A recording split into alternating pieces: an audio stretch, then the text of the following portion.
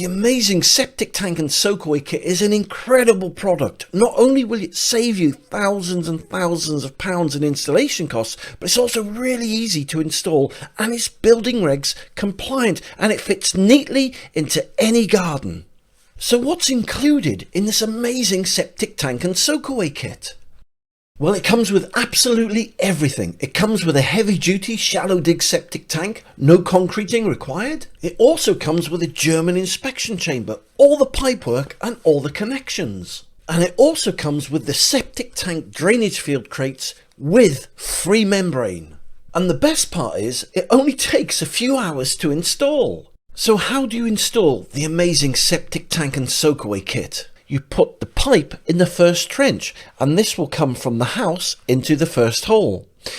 Into that hole, then you put the septic tank and connect the pipe to it. Then you connect the inspection chamber to the pipes, which then just slot straight into the septic tank. Then you insert the drainage field crates into the hole and put the pipe from the inspection chamber in to one of the drainage field crates. Then you cover with membrane. That's it. Job done.